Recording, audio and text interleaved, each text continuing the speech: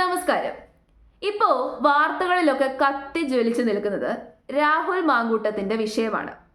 മാത്രമല്ല, വേറൊരു രാഹുലും വാർത്തയിൽ നിറഞ്ഞു നിൽക്കുന്നുണ്ട്. വഴിയേ പോയ വയ്യാവേലി ഏടി വെച്ച് പിടിച്ച് രാഹുൽ ഈശ്വരും ഇപ്പോൾ നല്ല രീതിയിൽ കത്തി ജ്വലിച്ച് നിൽക്കുകയാണ്. ശരിക്കും പറഞ്ഞു കഴിഞ്ഞാൽ ഇപ്പൊ കുറേ ദിവസം കൊണ്ട് ഈ വാർത്തയൊക്കെ കേൾക്കുമ്പോൾ ഞാൻ ആലോചിക്കുന്ന ഒരു കാര്യമുണ്ട്. ഇതൊക്കെ അത്ര വലിയ കാര്യമാക്കേണ്ട കാര്യമാണോ എന്നുള്ളത്. അതായത് ഇപ്പൊ നമ്മുടെ എലക്ഷൻ നടക്കാൻ പോകുന്ന സമയമാണ്. വൈകാതെ തന്നെ നമ്മുടെ സ്റ്റേറ്റ് ഇലക്ഷന് നടക്കും.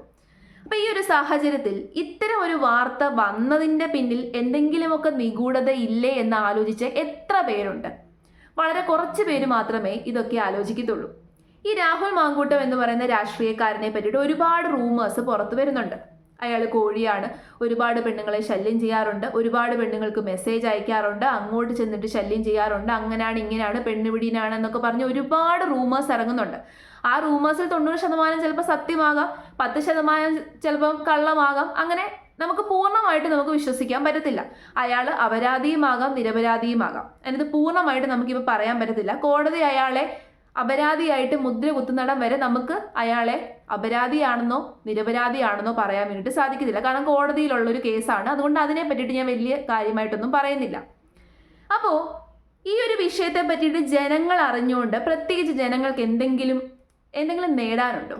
പക്ഷേ മാധ്യമങ്ങൾ ഇത് വലിയ രീതിയിൽ തീവ്രമായിട്ടും കാണിക്കുകയാണ്. രാഹുൽ അവിടെ പോയി, രാഹുലിനെ അവിടെ നിന്ന് കിട്ടിയില്ല, രാഹുലിന്റെ പുറകെ പോലീസ് പോകുന്നു, രാഹുൽ കർണാടകയിലേക്ക് കടന്നു, ചുമന്ന കാറിലാണ് കടന്നത്, അല്ല ട്രെയിനിലാണ് പോയത്, വെള്ളക്കാറിലാണ് പോയത് എന്ന് പറഞ്ഞുകൊണ്ട് മാധ്യമങ്ങൾ ഇല്ല എന്ന് പറയുന്നത് ഇങ്ങനെ നമ്മുടെ ഈ കടന്തൽ കൂട്ടം പോലെ അങ്ങോട്ടും ഇങ്ങോട്ടും ഓടി നടന്ന് ഈ വാർത്ത മാത്രമാണ് കാണിച്ചുകൊണ്ടിരിക്കുന്നത്.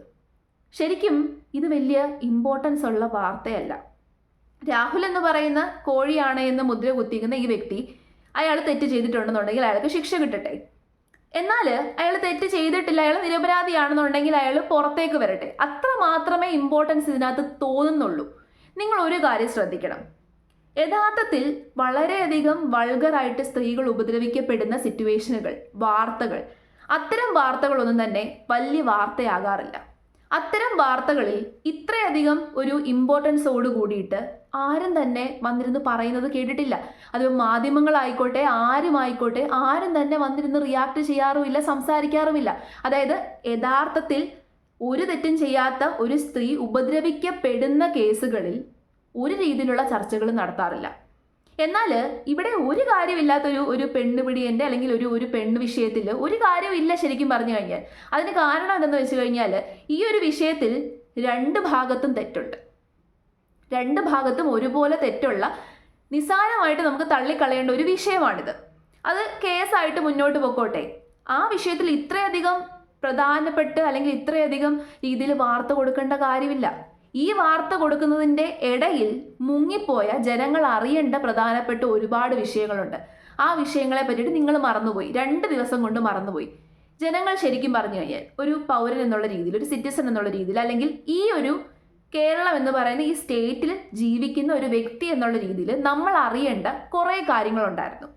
ആ കാര്യങ്ങൾ ഈ രാഹുൽ മാങ്കൂട്ടം എന്ന് പറയുന്ന വ്യക്തിയുടെ കേസിന് പിന്നിൽ ഒളിഞ്ഞു പോയില്ലേ, അല്ലെങ്കിൽ മൂടപ്പെട്ടു പോയില്ലേ? എന്തൊക്കെയാണ് അതിൽ? ഒറ്റ ഒരു വിഷയം ഞാൻ പറയാം. ശബരിമലയിലെ സ്വർണ്ണക്കൊള്ള കേസ് തന്നെ പറയാം. എവിടെയെങ്കിലും അതിൻ്റെ വാർത്ത നിങ്ങൾ കേൾക്കുന്നുണ്ടോ? 2 ദിവസം കൊണ്ട് കേൾക്കത്തില്ല. അത് മൂടപ്പെട്ടു പോയി. ശരിക്കും പറഞ്ഞാൽ സത്യത്തിൽ നമ്മൾ അറിയേണ്ട ഇമ്പോർട്ടൻ്റ് ആയിട്ടുള്ള കാര്യങ്ങൾ ഇതിൻ്റെ ഇടയിൽ മറഞ്ഞു പോയി എന്നുള്ളതാണ് യാഥാർത്ഥ്യം. അപ്പോൾ ഇതിൻ്റെ ഇടയിൽ ഒരു ക്രൂക്കഡ്നെസ് ഒളിഞ്ഞു നടക്കുന്നില്ലേ? ഇതിൻ്റെ ഇടയിലുള്ള യഥാർത്ഥത്തിലുള്ള ക്രൂക്കഡ്നെസ് നമ്മൾ മനസ്സിലാക്കണം. ശരിക്കും പറഞ്ഞു കഴിഞ്ഞാൽ എലക്ഷൻ വരുന്ന സമയത്ത് മാധ്യമങ്ങൾ മറ്റ് പലരും നടത്തുന്ന ഒരു ഒത്തുകളി. മാധ്യമങ്ങൾ ശരിക്കും പറഞ്ഞു കഴിഞ്ഞാൽ നമ്മുടെ ഇടയിലേക്ക് ട്രൂത്ത് കാണിക്കാൻ വേണ്ടിയിട്ടിരിക്കുന്ന ആൾക്കാരല്ല.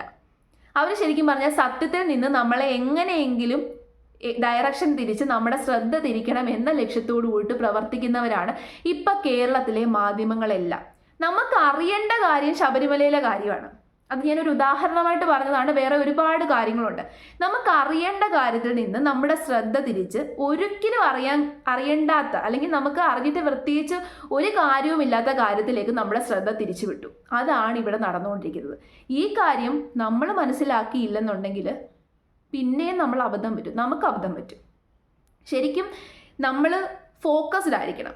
ഒരു പ്രേക്ഷകർ എന്നുള്ള രീതിയിൽ, അല്ലെങ്കിൽ ഈ നാട്ടിലുള്ള ജനം എന്നുള്ള രീതിയിൽ, ഒരു പൗരൻ എന്നുള്ള രീതിയിൽ, സിറ്റിസൺ എന്നുള്ള രീതിയിൽ നമ്മൾ എപ്പോഴും ഫോക്കസ്ഡ് ആയിരിക്കണം. നമുക്ക് അറിയേണ്ട കാര്യത്തിൽ കൂടുതൽ ഇമ്പോർട്ടൻസ് കൊടുത്ത് ആ കാര്യത്തിന് പിന്നിലായിരിക്കണം നമ്മളുടെ ശ്രദ്ധ. അല്ലാതെ അനാവശ്യമായിട്ടുള്ള കാര്യത്തിന് പിന്നിൽ നടന്ന് ഇപ്പോൾ കുറേ എണ്ണം സോഷ്യൽ മീഡിയ വാരിയേഴ്സ് ഇറങ്ങിയിട്ടുണ്ട്. രാഹുൽ അങ്ങനെയാണ്, രാഹുൽ ഇങ്ങനെയാണ്. പിന്നെ കുറേ എണ്ണം രാഹുൽ നിരപരാധിയാണ്, പെൺകുട്ടിയാണ് അപരാധി, അങ്ങനെ പറഞ്ഞ് അങ്ങോട്ടും ഇങ്ങോട്ടും കമൻറ്റുകൾ വിട്ട് അങ്ങോട്ടും ഇങ്ങോട്ടും ചുമ്മാ അനാവശ്യമായിട്ട് ഓരോന്നൊക്കെ പറഞ്ഞിട്ട് യഥാർത്ഥ കാര്യത്തിൽ നിന്ന് എല്ലാവരുടെയും ശ്രദ്ധ തിരിച്ചുവിട്ടു. ഒരുപാട് അഴിമതിയുടെ വാർത്തയുണ്ടായിരുന്നു, ഒരുപാട് കൊള്ളയുടെ വാർത്തയുണ്ടായിരുന്നു. പിന്നെ അതിൻ്റെ ഇടയിൽ നമുക്ക് അറിഞ്ഞിരിക്കേണ്ട ഇമ്പോർട്ടൻ്റ് ആയിട്ടുള്ള ഒരുപാട് കാര്യങ്ങളുണ്ടായിരുന്നു. ആ കാര്യങ്ങളിൽ നിന്നൊക്കെ നമ്മുടെ ശ്രദ്ധ ഇപ്പം തിരിഞ്ഞു. നമ്മളുടെ ഇപ്പോഴത്തെ വിഷയം രാഹുൽ പെണ്ണ് പിടിച്ചോ, രാഹുൽ അവിടെ പോയോ, രാഹുൽ എത്രയൊക്കെ റൂമുകളിൽ കയറി, ഇതൊക്കെയാണോ നമുക്ക് അറിയേണ്ട കാര്യം? രാഹുൽ എന്ത് ചെയ്താലും നമുക്ക് അറിയേണ്ട കാര്യമുണ്ടോ? അയാൾ ഒരു ജനപ്രതിനിധിയാണ്, അയാൾ കള്ളനാണോ കള്ളനല്ലയോ എന്നുള്ള കാര്യം മാത്രം നമ്മൾ അറിഞ്ഞാൽ മതി.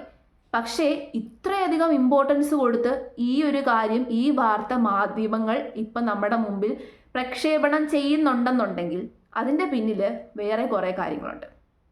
പലതും മറച്ചു പിടിച്ച് സത്യത്തിൽ നിന്ന് മുഖം തിരിച്ച് നമ്മൾ അറിയേണ്ട കാര്യത്തിൽ നിന്നൊക്കെ ഡയറക്ഷൻ തിരിച്ചു വിടുകയാണ്. അതിൻ്റെ ഇടയ്ക്ക് വന്നൊരു രാഹുൽ ഈശ്വർ, ശരിക്കും പറഞ്ഞു കഴിഞ്ഞാൽ അയാൾ ചുമ്മാ പണി വാങ്ങിച്ചു കിട്ടിയതാണ്. കാരണം രാഹുൽ മാങ്കൂട്ടം എന്ന് പറയുന്ന വ്യക്തി 100% നിരപരാധിയാണോ എന്നുള്ള കാര്യത്തിൽ ഇതുവരെ വ്യക്തത വന്നിട്ടില്ല. ഇവിടെ ആരാണ് നിരപരാധി, ആരാണ് അപരാധി എന്നുള്ള കാര്യത്തിൽ 100% വ്യക്തത വരാത്ത സാഹചര്യത്തിൽ ആവശ്യമില്ലാതെ പ്രകോപിതനായിട്ട് ചുമ്മാ കുറേ കാര്യങ്ങൾ വിളിച്ചു പറഞ്ഞ് കേസ് വിളിച്ചു വരുത്തിയതാണ് രാഹുൽ ഈശ്വർ. അങ്ങനെ തന്നെ വേണമെങ്കിൽ പറയാം. മെൻസ് കമ്മീഷൻ എന്ന് പറഞ്ഞുകൊണ്ട് കുറേ ആൾക്കാർ കഴിഞ്ഞ പ്രാവശ്യം തന്നെ സവാദ് എന്ന് പറയുന്ന ഒരു വ്യക്തിയുടെ കേസ് നമ്മൾ കണ്ടതാണ്. ബസ്സിൽ കയറി പെൺപിള്ളാരെ ശല്യം ചെയ്ത് തോന്നിവാസം കാണിച്ചവൻ, അവൻ്റെ പേരിൽ ആദ്യം ഒരു കേസ് വന്നപ്പോൾ അവൻ പുണ്യാളച്ചനാണെന്ന് പറഞ്ഞുകൊണ്ട് മാലയിട്ട് സ്വീകരിച്ചു. അവസാനം രണ്ടാമതും അവൻ്റെ പേരിൽ കേസ് വന്നു. അപ്പം ഇത്തരത്തിൽ അനാവശ്യമായിട്ടുള്ള കാര്യങ്ങളുടെ പുറകെ നടക്കാനല്ല മെൻസ് കമ്മീഷൻ രൂപീകരിക്കേണ്ടത്. ആവശ്യമുള്ള നിരപരാധികളായിട്ടുള്ള ആൾക്കാർക്ക് വേണ്ടിയിട്ട് സംസാരിക്കണം.